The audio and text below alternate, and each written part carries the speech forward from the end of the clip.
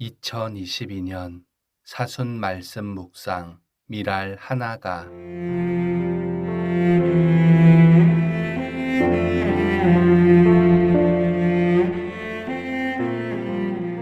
찬미 예수님, 은총의 사순식이 사순 제4주간 토요일입니다. 기도 지향. 주님께서 가르쳐 주신 대로 말하고 살아갈 것을 생각하며 말씀을 읽어봅시다. 그와 더불어 언론이 진실을 규명하기 위해 애쓰며 소외된 곳을 비추고 국민들의 눈과 귀가 되어주기를 함께 기도합시다. 시작 기도하겠습니다. 성부와 성자와 성령의 이름으로 아멘. 주 예수 그리스도 구원의 주님, 당신의 십자가 앞에 꿇어 엎드립니다. 제 영혼과 마음을 열어 당신 고난을 바라봅니다. 제 가련한 영혼 앞에 당신 십자가를 세워 놓습니다. 당신이 어떤 일을 겪으셨는지, 누구를 위해 겪으셨는지 조금이라도 이해하고 온 마음으로 받아들이고 싶습니다.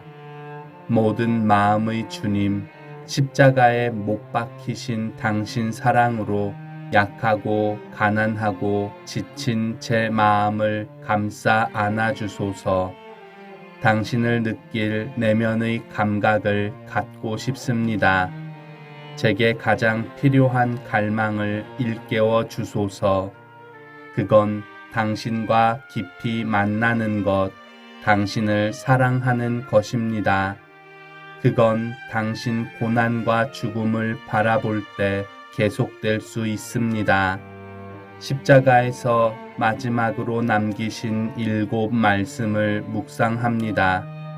언젠가 제 죽음의 순간에도 죽음 이후에도 당신은 제게 말씀하실 것입니다.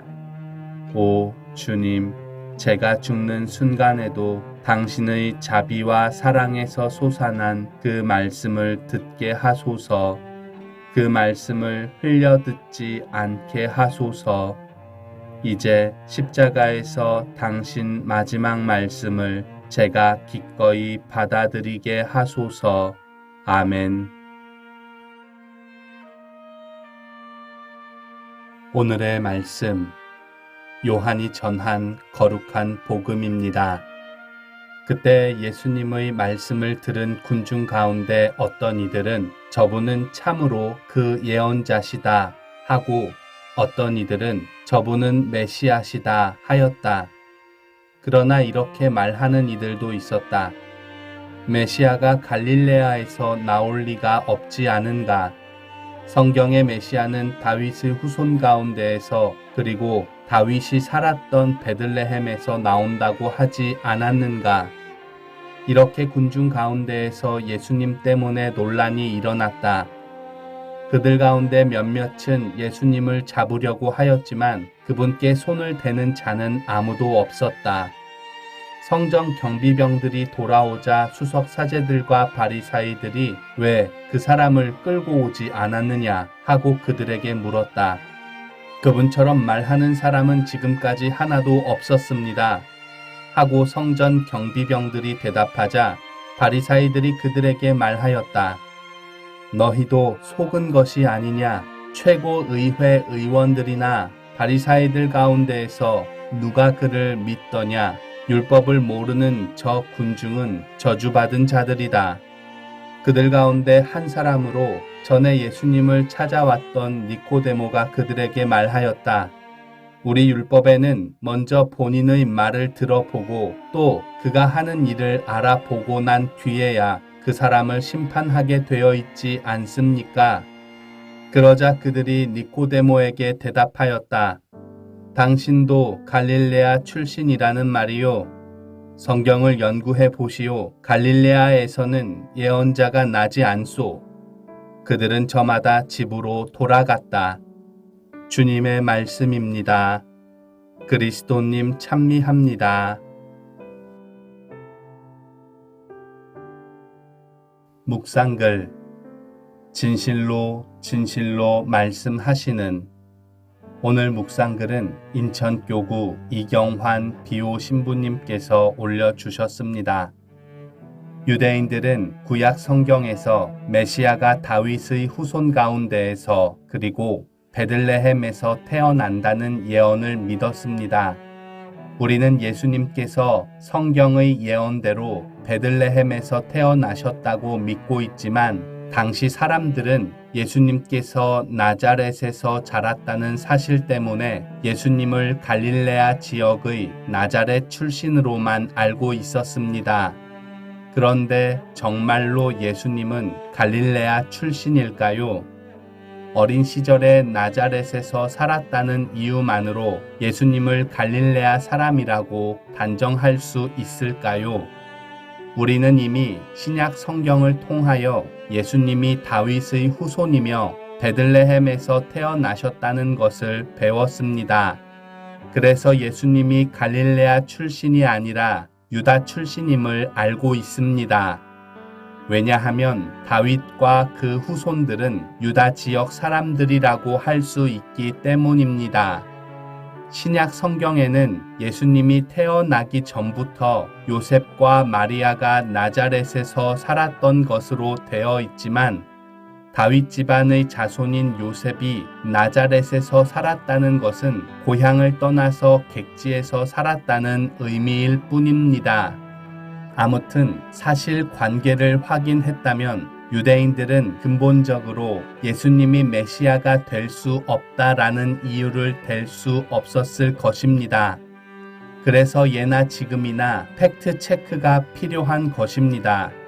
오늘날 다양한 매체를 통한 정보의 홍수 속에서 언론의 공정성이 의심받을 정도로 각자의 이해관계가 얽혀서 잘못된 정보나 거짓 뉴스가 남발하고 있습니다.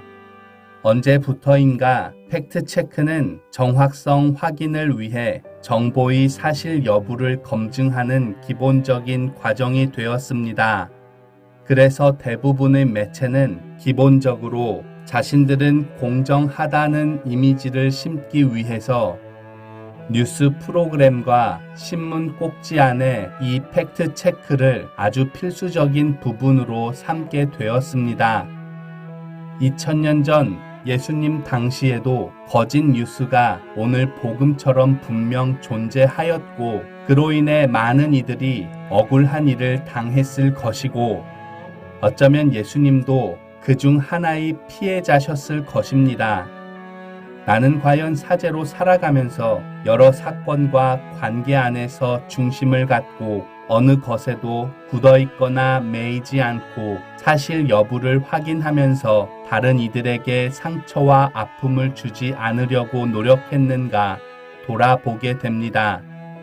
오늘 복음의 수석 사제들과 바리사이들과는 달리 하느님에게서 들은 것만 이야기하시고 아버지께서 가르쳐 주신 대로만 말씀하시는 예수님이야말로 누구에게든 진실로 진실로 말씀하실 수 있는 분이십니다. 그래서 성전 경비병들은 그분처럼 말하는 사람은 지금까지 하나도 없었습니다. 라고 그들에게 보고한 것입니다.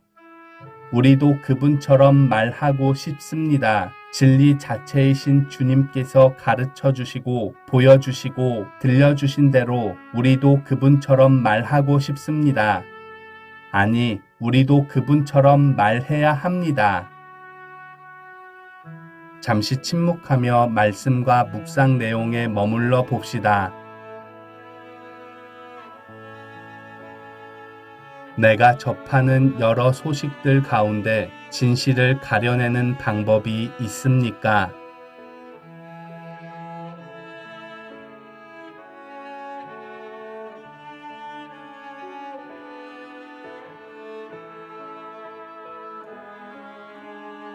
기도합시다.